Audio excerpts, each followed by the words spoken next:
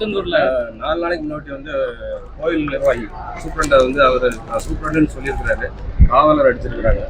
இதை அடித்தது மட்டும் இல்லை, கொண்டு போய் ரூம்லேயே வச்சு ஒரு அஜித் மாதிரி நடக்கக்கூடியதா ஒரு பெண் அதிகாரி தடுக்கலைன்னா அதை மாதிரி நடந்தது. இந்து அறநிலைத்துறை அதிகாரிகளும் நம்முடைய அரசு அதிகாரிகள் தான், காவல்துறையும் நம்முடைய அரசு துறை அதிகாரிகள் தான். இருவருக்குமான இணக்கங்கள் ஏற்பட வேண்டும். இதை குறித்து நான் விசாரித்தேன். இங்கே என்ன நடக்குது அப்படின்னா, லட்சக்கணக்கான பக்தர்கள் வருகின்ற போது அவர்களை மட்டுப்படுத்த, ஒழுங்குபடுத்த 24 மணி நேரமும் காவலர்கள் காவல் பணியில் இருக்க வேண்டிய ஒரு மன அழுத்தத்திற்கு உள்ளாகிறார்கள். அதனால் அவங்களுக்கு கொஞ்சம் உணர்ச்சி வயப்பட்டு வார்த்தை விட்டுருக்கலாம். அதே மாதிரி இங்கே இருக்கிற நம்முடைய நிர்வாக அலுவலகத்தில் இருக்கிற HRNC துறையில் இருக்கிற அதிகாரிகளும் அதை ஒழுங்கு செய்வது, இதெல்லாம் கண்காணிப்பதில் அவங்களுக்கும் அந்த மாதிரியான வேலை பளுவின் காரணமாக சின்ன சின்ன சம்பவங்கள் அது இப்போ நம்முடைய மாவட்ட ஆட்சித்தலைவருடைய வழிகாட்டுதலோடு சுமூகமாக பேசி முடிக்கப்பட்டிருக்கு. இனிவரும் காலங்களில் கண்டிப்பாக அது போன்று நடக்கக்கூடாது என்று இக்குழு காவல்துறைக்கும் நம்முடைய இந்து அறநிலைத்துறை அதிகாரிகளுக்கும் அறிவுறுத்துகிறது. ஆன்மீக நகரமான திருச்செந்தூர் பகுதியில் மதுக்கரைகள் அதிகமாகிட்டு இருக்கு. இப்போ புதிதாக கூட மணமகள் மன்றம் அமைக்கப்படுகிறதா ஒரு குற்றச்சாட்டு இருந்துட்டு இருக்கு. மதுக்கரைகளை குறைக்க வாய்ப்பு இருக்கிறதா? இது அரசினுடைய கொள்கை முடிவு. டாஸ்மார்க் மதுபான கடைகள் அரசு தான் நடத்துது. பிரைவேட் எங்கேயாச்சும் நடத்துதுன்னா சொல்லுங்கள், இப்பயே SP கூப்பிட்டு உடனே நான் ரைடு வைக்க சொல்கிறேன்.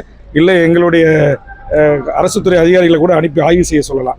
ஆனால் திருக்கோவில்கள், பள்ளிகள், மசூதிகள், சர்ச்சுகள் போன்ற இடங்களில் கூடுதலான எண்ணிக்கையில் மதுக்கடைகள் திறக்கக்கூடாது என்பதை எங்களை போன்ற சட்டமன்ற உறுப்பினர்கள் சட்டமன்றத்தில் வலியுறுத்தி மாண்புமிகு முதலமைச்சர் அவர்களும் டாஸ்மார்க் மேலாண்மை இயக்குநருக்கு அறிவுறுத்தியிருக்கிறார்கள். அதுபோன்று புதிய கடை திறப்பு என்ற ஐடியா இருந்தாலோ மணமகிழ் மன்றம் இந்த கோயில் கேம்பஸ் என்று சொல்லக்கூடிய வளாகத்திற்குள் திறக்கப்பட்டால் குழு மாலை மாவட்ட ஆட்சித்தலைவரோடும் சம்பந்தப்பட்ட துறைக்கும் அதற்கு அனுமதி தராமல் அதை மறுபரிசீலனை செய்வதற்கு உரிய வழிகாட்டுதல்களை குழு வழங்கும்.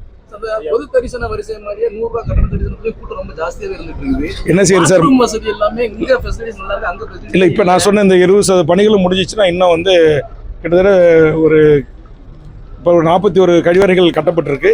இன்னும் கூடுதல் கழிவறைகள் கட்டுவதற்கு நடவடிக்கை எடுக்கு. எதிர்காலத்தில் வேணும்னா பயோமெட்ரிக் முறையில் இந்த நடமாடும் கழிவறைகளை கொண்டு நிறுத்துவதற்கு குழு அரசுக்கு பரிந்துரை செய்யும். பிளே ஸ்டோர் மற்றும் ஆப் ஸ்டோரில் இருந்து பாலிமர் செயலியை QR கோடு மூலம் பதிவிறக்கம் செய்யுங்கள். செய்திகளை உடனுக்குடன் பெறுங்கள்.